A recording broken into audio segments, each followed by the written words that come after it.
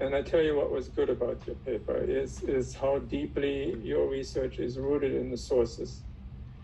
And you refer to the sources constantly, and that is very, very promising. And you also had a very clear structure. You wanted to show how soldiers' emotions changed from hope, became disappointment, and then gradually became worse than disappointment. Would you say anger, or how would you describe the emotional state of the workers over time? Soldiers over time. In my opinion, I think it wasn't anger until things started being added on. I feel like the anger was once there was a central voice, once there was actually somebody speaking for new revolution or new leadership, that is when the emotion truly switched to anger, because they knew there was somebody there that could take those steps, could make those changes. Mm-hmm. So you don't think it's a Kerensky offensive? The experience you're saying it's Bolshevik propaganda? Yeah, I honestly feel it's more propaganda. Interesting. That's the direction I'm leaning more towards. Interesting. That's a provocative finding. Yeah, it's. You see, I'm just wondering. Most of your paper is before the July crisis. Before, I'm just wondering if you can't stop there, because what you are showing us so clearly and so nicely is the nuances of sentiments. It doesn't become anger immediately, but you show us this gradually shifting away from hope and joy to something else, disappointment, right? Which I thought was very valuable, how you demonstrate this. So perhaps you don't even have to go to July. Yes, in July you get the end result of this conflict, of this degeneration of sentiments. But, well, I'll leave it up to you. I thought your richest materials were from March, April, and May. My intentions with today was to just try and do the beginning parts of my paper. My goal is to go into July and go into the fall. I want to get to the point where the soldiers do get angry. Okay. The big thing with me when doing research like this is I love the emotion that comes from so much history. I get emotional when I'm studying history. So seeing the emotions of people or researching or reading about people's emotions, it adds so much more to what I'm doing. Well, thank you for saying that. It's in other words, you're saying these voices come alive for you. Yet it's not just lines in the text. You actually hear these voices and these soldiers, and you're deeply thinking about their lives. Yeah, exactly. Yes. That's great. That's a great quality. So maybe you're a born historian. I mean, you need empathy for this kind of history. That's great. So thanks for sharing that. Yeah, no, I thought, you do exactly what I was hoping you would do in this class. You actually confront the primary source evidence and dig into the materials. That's what you have done very well. So I look forward to your paper. So thank you. So if I'm not mistaken, Robert, you're the last speaker today. Last but not least. So if you're ready, go ahead. I'm going to share my screen. Can you see that, Professor? Yes. Okay. Comrade Robert, I like that. Yeah, it gets better, don't worry. Hi, this is a presentation brought to you by Conrad Roberts. So today I'm going to be talking about Petrograd and the workers. Why can't I go forward? But more specifically, what's the point of my presentation? What questions do I want to answer?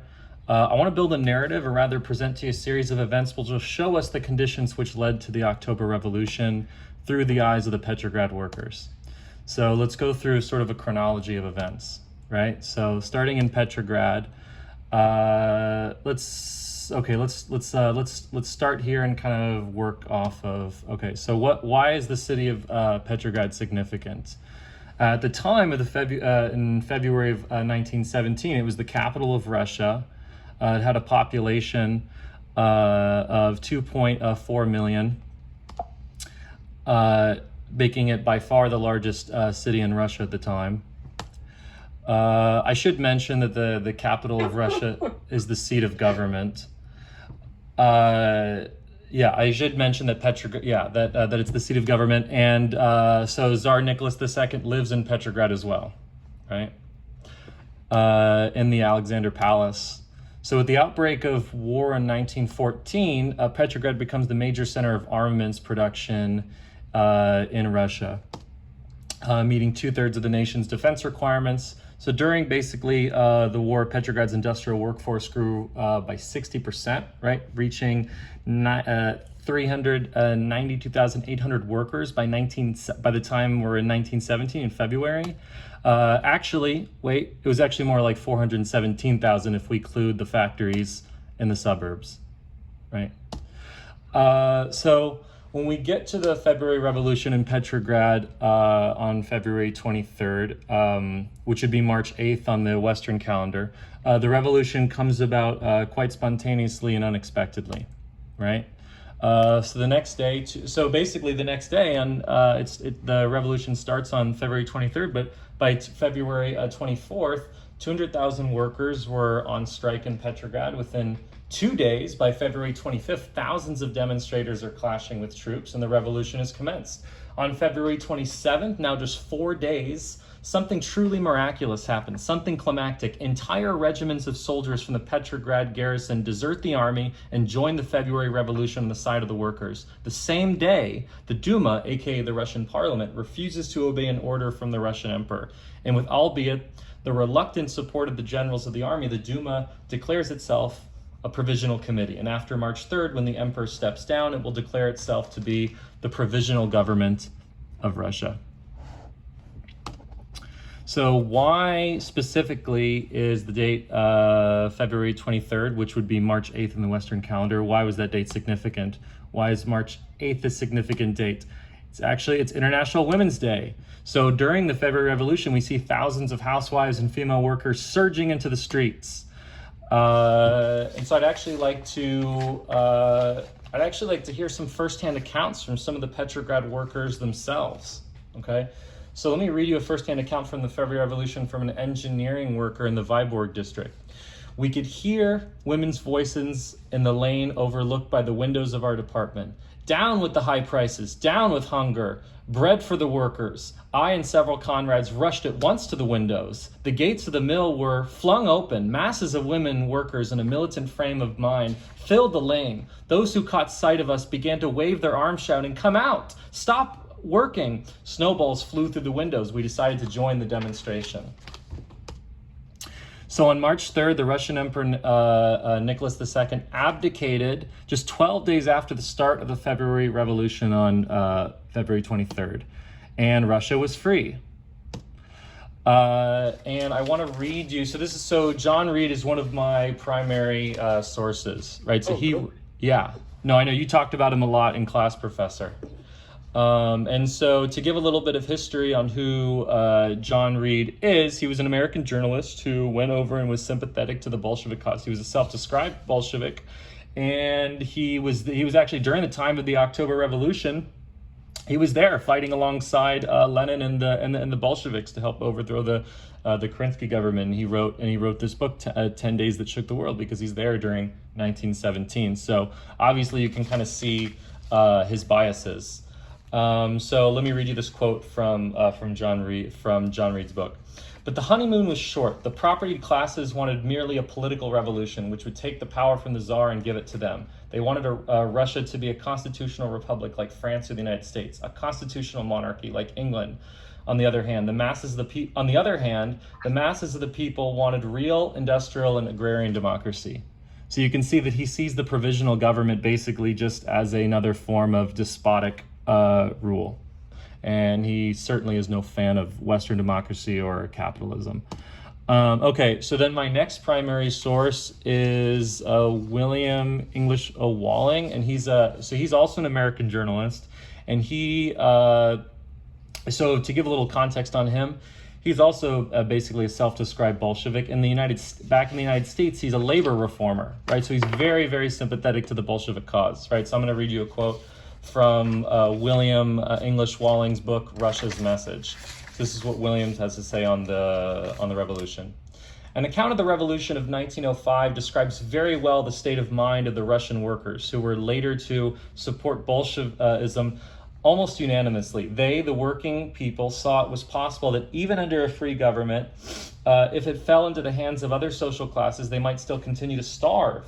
The Russian workman is revolutionary, but he is neither violent, nor dogmatic, nor unintelligent. He is ready for barricades, but he has studied them, and alone of the workers of the world, he has learned about them from actual experience. He is ready and willing to fight this oppressor, the capitalist class, to a finish, but he does not ignore the existence of classes. He merely asks that the other classes take one side or the other in the bitter conflict that draws near. They, the workers, were all agreed that our American institutions were preferable to their own, but they were not very anxious to exchange one desperate for another, the capitalist class.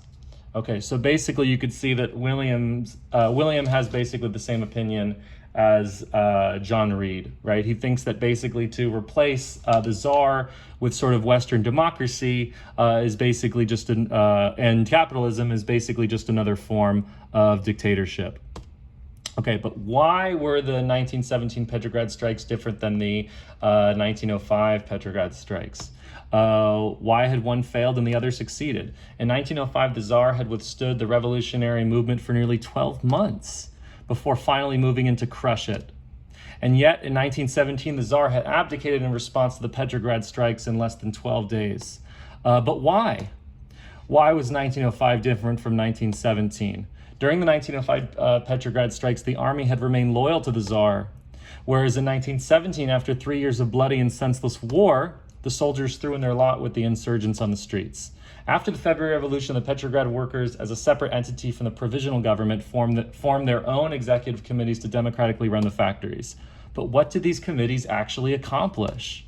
The first act of the committees was unilaterally to introduce an 8-hour workday, to abolish overtime work, and increase wages by 30 to 50%. And what was the difference between the Petrograd Soviet and the provisional government? Well, the Petrograd Soviet of Workers and Soldiers Deputies was a city council of Petrograd made up of a representative body of the city's workers and soldiers. Although this was a problem, as the city of Petrograd already had a well-established city council, the Duma, aka the provisional government. While the provisional government was the officially recognized government of Russia, the workers of the Petrograd Soviet tried to extend its jurisdiction and the power nationwide as a rival power to the provisional government. And as 1917 progressed, the Petrograd Soviet began to increasingly align themselves with the Bolsheviks. This alignment came from a number of different factors. Through 1917, the state of the Russian economy was only worsening. The improvements of the working conditions and the progressive social reforms that the Petrograd Soviet hoped for were not culminating fast enough. The provisional government had continued the unpopular war. And to make matters worse, during the July days, General Alexander Kerensky, the Minister of War for the provisional government, had orchestrated a failed offensive against the Germans. The attack was led by General Alexei Brusilov. And the offensive itself was a total catastrophe. The total casualty rates of the dead and wounded numbered over 400,000. Leon Trotsky's commentary on Kerensky at this time was, his strength in the period of dual power lay in his combining the weakness of liberalism with the weakness of democracy.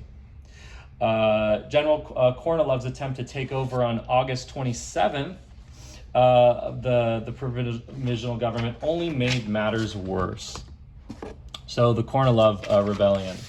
So The Kornilov Rebellion. Army officers, industrialists, and middle-class liberals had now come to despise Kerensky for being weak, irresolute, and soft on the left. After the failure of the June offensive, they had begun to coordinate the search for a strong man who would crush anarchy in society, revitalize the army, and restore order to the economy. In August, they had found their man on a white horse in General Kornilov. Recently appointed Supreme Commander-in-Chief by Kerensky, Kornilov made no secret of his desire for a military dictatorship that would crush the Soviets, and plans were laid. The push, launched on August 28th, failed almost as soon as it had begun, owing to poor organization, divisions within the counter-revolutionary ranks, and heroic resistance from railway and telegraph workers, and from heroic resistance from railway and telegraph workers. In Petrograd, the district Soviet and factory committees helped to organize bands of armed workers to patrol the city or dig trenches and erect fortifications on the outskirts. Although Kornilov's forces never got within striking distance of the capital, the specter of counter-revolution frightened ordinary working people who blamed Kerensky for allowing things to come to such a pass. Many were convinced that the extreme situation required an extreme solution. After the Kornilov Rebellion, support for the Bolsheviks grew in leaps and bounds. Thus, by the time of the October Revolution, on October 23rd, thousands of workers from the Petrograd Soviet supported Lenin and the Bolsheviks in the overthrow of the Kerensky government. The end. Well, you know, your talk was like Jared's. It was just had fascinating pictures, fascinating images. And by the way, your presentation was fantastic. You're a great speaker, and a good thing we could see you. You speak with passion and with eloquence, so that's a great gift you have there. But as in Jerry's talk, I'm just wondering what is going to be the core of the paper that you're actually going to write? Yeah, so Amanda Wixon and I, we met last week to kind of build like an outline, right? And to try to find like a general thesis or argument for my paper. And it originally sort of started with Vladimir Lenin, and I was trying to disprove sort of Lenin's importance, right, to the revolution, and actually say it's actually all these workers and everything, because Lenin at the time is, you know, I think he's in Finland, and he doesn't arrive back until I think April 3rd to deliver his April thesis. So then I said, well, if I'm gonna like make a whole argument of why Lenin's not important and the workers are actually important, why don't I just try to write an essay about the workers, right? Rather than try to shoehorn like Lenin in there. So I'm thinking I want to write an essay that sort of proves how important the workers were to the revolution. Right, and how one of the themes that you refer to again and again, which is a fascinating theme, the workers are not stupid. They're looking through the facade. I mean, this provisional government is even the Soviet too. They're promising them emancipation and freedom, but they're not delivering. They're not stupid. They're seeing it. And I think what I really liked is how you cite John Reed and Walling, who clearly sees this, right? The double talk, the double speak. Yes, we're a revolutionary government, but we're not really giving what the workers need, right? Isn't that one of the important themes you're trying to get at? Yeah, so you think that could basically, I mean, that could be a thesis right there, right? I could use that as a thesis for my paper, that the provisional government is not meeting the sort of the needs and the desires of the Petrograd Soviet, right? Yeah.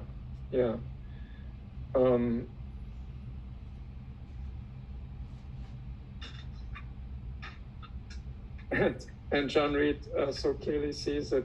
So what I would encourage you to do is let a few more workers speak, especially some of you focusing on the radical workers who really are not willing to put up with, you know, the facade, the sort of like going through the motions, the failure to deliver.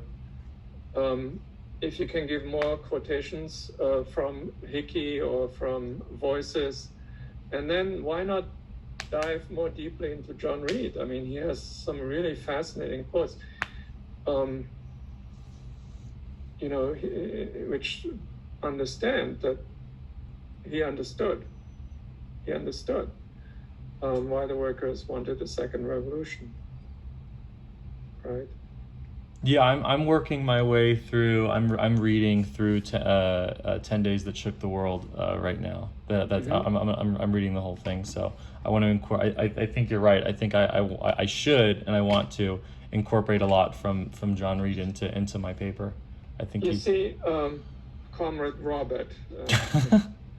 It struck me there's another potential theme, and that is American observers of the Russian Revolution. You have the John Reed and you have Walling, right? I agree with you. I think that would make a great topic for my paper. How much do they actually understand? And it seems to me they were right on target. They understood that the Bolsheviks didn't just force themselves onto society. They did not organize a coup d'etat, right? Which was the standard assumption of many historians until 20 years ago. The real shift was in the working class, away from the provisional government, away from the Soviet, and the Bolsheviks, perhaps opportunistically, but also astutely understanding working class sentiments, positioned themselves that they were pushed into power, right? So I see a lot of potential there. You just have to make a decision. It's, you know yourself, you're packing too much into that presentation. Yeah. Yeah.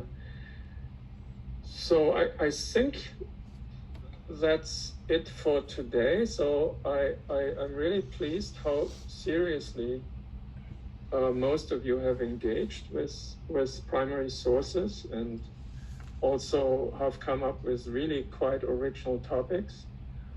And I'm happy to read your drafts. I strongly urge you to send me a draft. You don't have to, because that will help you, first of all, understand how I read what you have written. And second of all, of course, an opportunity to strengthen the papers, right? It's not obligatory, but I strongly urge you to do this. You can also, of course, approach Amanda, but I'm there, so even though we won't see each other again. So this brings me then to the conclusion. So I would have preferred to teach this class in person, but I enjoyed it, how seriously most of you took it. I think we had some good discussion. And I think we had some very good presentations, so I'm very pleased. And I hope some of you will keep in touch. If I don't see you, I wish you well. Most of you are graduating, I understand. If anyone is still on campus in the fall, come by. I probably will be on campus. So take good care. I'm going to stay on if anyone wants to talk to me. So, bye-bye.